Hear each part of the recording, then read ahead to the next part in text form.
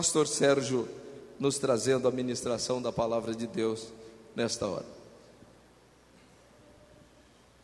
Meus irmãos, a paz do Senhor Jesus. Vamos abrir a Bíblia, a palavra de Deus, em Atos dos Apóstolos, no capítulo 1.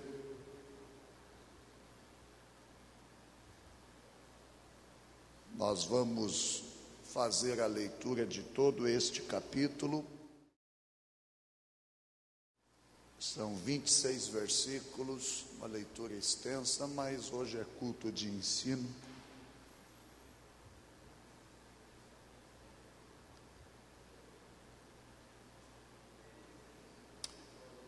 Atos dos Apóstolos, capítulo 1.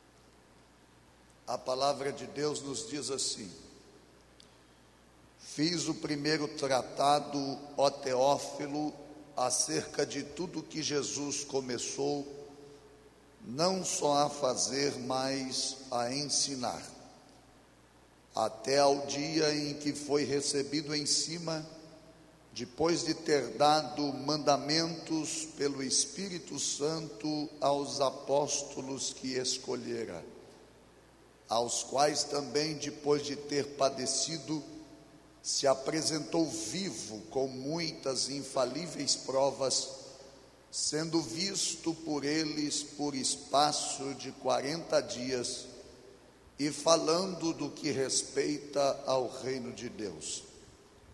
E estando com eles, determinou-lhes que não se ausentassem de Jerusalém, mas que esperassem a promessa do Pai, que disse ele: de mim ouvistes. Porque na verdade João batizou com água, mas vós sereis batizados com o Espírito Santo não muito depois destes dias. Aqueles, pois, que se haviam reunidos, perguntaram-lhe dizendo: Senhor, restaurarás tu neste tempo o reino a Israel? E disse-lhes: não vos pertence saber os tempos ou as estações que o Pai estabeleceu pelo seu próprio poder, mas recebereis a virtude do Espírito Santo que há de vir sobre vós, e ser-me-eis testemunhas tanto em Jerusalém como em toda a Judeia e Samaria e até aos confins da terra. E quando dizia isto, vendo-o eles, foi elevado às alturas, e uma nuvem o recebeu, ocultando-o a seus olhos. E estando com os olhos fitos no céu, enquanto ele subia, eis que junto deles se puseram 2 varões vestidos de branco, os quais lhe disseram: varões galileus, por que estáis olhando para o céu? Esse Jesus que dentre vós foi recebido em cima do céu, há de vir, assim como para o céu os vistes ir. Então voltaram para Jerusalém, do monte chamado das Oliveiras, o qual está perto de Jerusalém, à distância do caminho de um sábado. E entrando, subiram ao cenáculo onde habitavam Pedro e Tiago, João e André, Filipe e Tomé, Bartolomeu e Mateus, Tiago filho de Alfeu, Simão o Zelote e Judas filho de Tiago. Todos estes perseveravam unanimemente em oração e súplicas com as mulheres e Maria, mãe de Jesus, e com seus irmãos. E naqueles dias, levantando-se Pedro no meio dos discípulos, ora, a multidão junta era de quase 120 pessoas, disse: varões irmãos, convinha que se cumprisse a escritura que o Espírito Santo predisse pela boca de Davi acerca de Judas, que foi o guia daqueles que prenderam a Jesus, porque foi contado conosco e alcançou sorte neste ministério. Ora, este adquiriu um campo com o galardão da iniquidade, e precipitando-se rebentou pelo meio, e todas as suas entranhas se derramaram. E foi notório a todos os que habitam em Jerusalém, de maneira que na sua própria língua esse campo se chama Aceldama, isto é, campo de sangue. Porque no livro dos Salmos está escrito: fique deserta a sua habitação, e não haja quem nela habite, e tome outro o seu bispado. É necessário, pois, que dos varões que conviveram conosco todo o tempo em que o Senhor Jesus entrou e saiu dentre nós, começando desde o batismo de João, até ao dia em que dentre nós foi recebido em cima, um deles se faça conosco testemunha da sua ressurreição. E apresentaram 2, José, chamado Barsabás, que tinha por sobrenome o Justo, e Matias. E orando disseram: tu, Senhor, conhecedor do coração de todos, mostra qual destes 2 tens escolhido, para que tome parte neste ministério e apostolado, de que Judas se desviou para ir para o seu próprio lugar. E lançando-lhes sortes, caiu a sorte sobre Matias, e por voto comum foi contado com os 11 apóstolos. Amém. Estejam assentados. Nós também queremos saudar os nossos irmãos que estão sintonizados pela Suprema e nos dão o prazer de participarem conosco do culto, ainda que à distância, crendo que certamente em Cristo Jesus serão igualmente edificados. Que Deus possa abençoar a todos. Meus irmãos, o livro de Atos dos Apóstolos é chamado de a dobradiça do Novo Testamento. Ele fecha os evangelhos e abre as epístolas. Um escritor por nome William Barclay, ele descreve, considera este livro como um dos mais importantes livros do Novo Testamento. João Calvino, um grande teólogo do século passado, chamou Atos dos Apóstolos de um grande tesouro.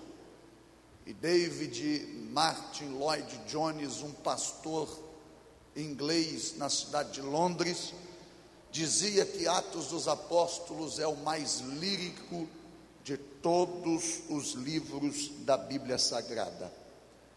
O livro de Atos, ele se constitui numa segunda parte, cujo primeiro volume é o Evangelho de Lucas. Lucas tem por objetivo, em sua dupla obra, oferecer um relato ordenado e detalhado das origens cristãs. Se fôssemos sintetizar Atos dos Apóstolos em 3 palavras, elas descreveriam, ou sintetizando Atos dos Apóstolos em algumas palavras, 3 delas seriam suficientes para resumir este livro. Nós falaríamos que Atos dos Apóstolos fala da ascensão, fala da descida e fala da expansão.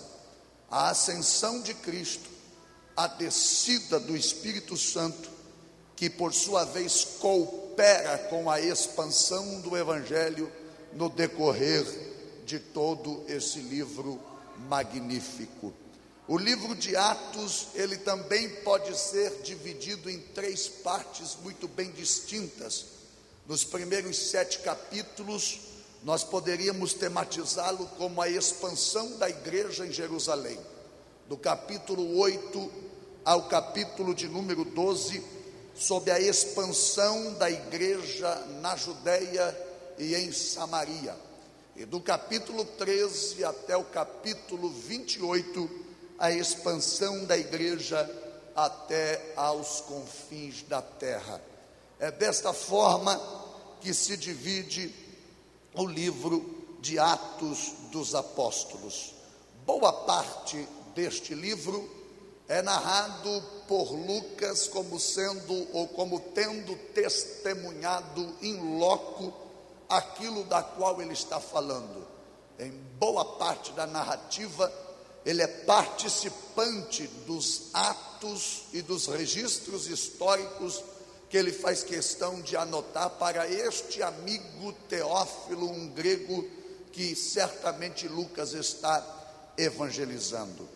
Mas, dada esta introdução, eu venho a Atos dos Apóstolos esta noite com uma visão importante para nós. Há semanas vem sendo debatido aqui, discutido aqui nos cultos de terça-feira, a respeito da igreja, de como deve ser a igreja, de como ela deve se comportar. Na última terça-feira tivemos aqui, pelo pastor Roberto Varjão, um estudo sobre a igreja e a família, ou como a família de Deus, como o corpo de Cristo, e fomos edificados na ministração daquela palavra. E eu estava analisando, embora tenha tido liberdade para fugir deste tema, e pensando no que falar hoje, ative-me nesta temática uma vez mais, e eu estava observando que as pesquisas mostram, meus irmãos, que a cada dia 5 novas igrejas são registradas no Brasil. A cada dia 5 novas igrejas são registradas no Brasil. Isso sem contar naquelas que se abrem atuando aí na clandestinidade. 5 novas são registradas todos os dias. A igreja para todos os jeitos e todos os gostos. A igreja para tudo quanto é tipo de sabor, de gosto e de desejo.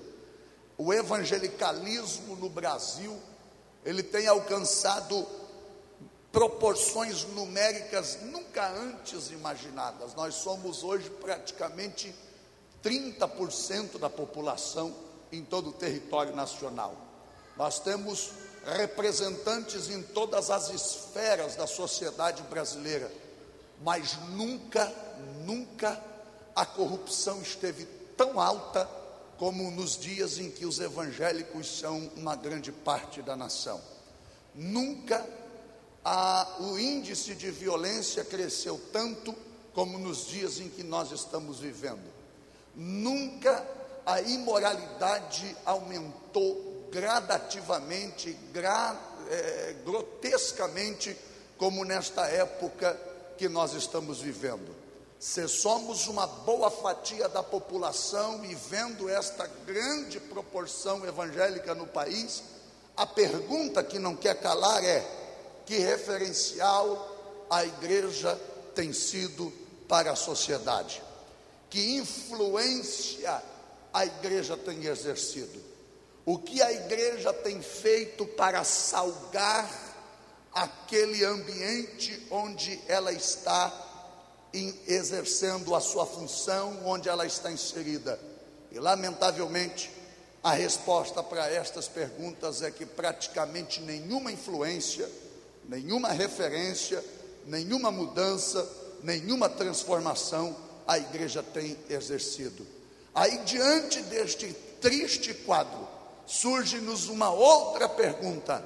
Então, pastor, diante de todos estas igrejas que surgem, diante de todo este alto crescimento do número de evangélicos no país, diante de tantas igrejas se acotovelarem, basta a gente entrar nos bairros mais simples da cidade e percebemos que em cada esquina tem 2, 3, 4 igrejas. O que está faltando? Quais são as marcas da verdadeira igreja? Como saber se uma igreja é certa? Como saber se uma igreja é correta? É aí que entra Atos dos Apóstolos. É aí que entra este livro especial. Ele é um manual da igreja. Ele é o registro registro histórico primário de como viviam os nossos primeiros irmãos da fé. E aguçado por este tema que o pastor Nelson está desenvolvendo aqui às terças-feiras, e nós cooperando com ele aqui, fui instigado em meu espírito para fazer uma análise do livro de Atos dos Apóstolos, e comecei a descobrir cada capítulo uma mensagem especial, e gostaria de hoje falar no capítulo 1 sobre as marcas da verdadeira igreja. Nos outros capítulos que se seguem, nós poderíamos continuar falando dias aqui. Todos eles vão apresentar marcas de uma verdadeira igreja. Mas eu quero principiar por este capítulo 1. Quais são as marcas que uma verdadeira igreja demonstra? Não importa se ela é Assembleia de Deus ou Batista, não importa se ela é presbiteriana ou do Evangelho Quadrangular, não me importa se ela é de Deus no Brasil ou é do Brasil para Deus, não me importa qual seja a sua nomenclatura e o que está escrito na sua placa, se ela não tiver as marcas registradas no livro de Atos dos Apóstolos, ela não pode ser considerada uma igreja verdadeira. E obviamente nós não vamos olhar para este capítulo hoje com uma luneta tentando achar o erro das outras denominações. Nós vamos olhar para este livro e para este capítulo em especial com uma lupa, tentando achar aonde nós estamos falhando, aonde nós estamos errando, para que possamos adquirir estas marcas em Cristo e nos tornarmos uma verdadeira igreja para o louvor e a glória do precioso nome de Jesus. Eu começo lhes dizendo que a primeira marca que o capítulo 1, para quem quer tomar nota e escrever aí, a primeira marca que a verdadeira igreja possui, que ela está aí em Atos dos Apóstolos, no capítulo 1, é que a verdadeira igreja é guiada pelo Espírito Santo. A verdadeira igreja é guiada pelo Espírito Santo. Se não vejamos o versículo de número 4 e o versículo de número 5 do capítulo 1 de Atos dos Apóstolos, diz aí: e estando com eles, determinou-lhes que não se ausentassem de Jerusalém, mas que esperassem a promessa do Pai, que disse ele: de mim ouvistes, porque na verdade João batizou com água, mas vós sereis batizados com o Espírito Santo não muito depois destes dias. Sem o agir do Espírito Santo, ninguém faz nada em prol do reino de Deus. Sem a presença do Espírito Santo, igreja não é igreja, é clube social. Sem a presença do Espírito Santo, igreja não é igreja, é associação de amigos. Sem a presença do Espírito Santo, nós viramos aqui apenas mais um espetáculo circense do que um culto de adoração ao verdadeiro Deus, ao verdadeiro Senhor de nossas vidas. Portanto, com a autoridade da palavra que pousa sobre a minha vida nesta noite, eu ouso afirmar com convicção que a verdadeira igreja é aquela que é guiada pelo Espírito Santo. Ela não é guiada por programas humanos, ela não é guiada por metodologias humanas, ela não é guiada por vontade humana. A verdadeira igreja, ela é guiada pelo Espírito Santo de Deus. Oh, glória ao nome de Jesus. E eu já vou pedindo perdão aos meus irmãos se eu perder a etiqueta, se eu perder a compostura nesse culto de doutrina, porque falar do Espírito Santo e não aquecer turbina não dá certo. falar do Espírito Santo e não sentir alguma coisa queimando aqui dentro, algo está errado. Sem o Espírito Santo a igreja não vai, sem o Espírito Santo a igreja não caminha, sem o Espírito Santo a igreja não sobrevive, sem o Espírito Santo a igreja não marcha. Mas para que nós possamos entender, observe bem o que o versículo 2 da leitura que nós fizemos diz aí que até o dia em que foi recebido em cima, depois de ter dado mandamentos pelo Espírito Santo aos apóstolos que escolhera. Sabe o que Atos dos Apóstolos está dizendo para a gente?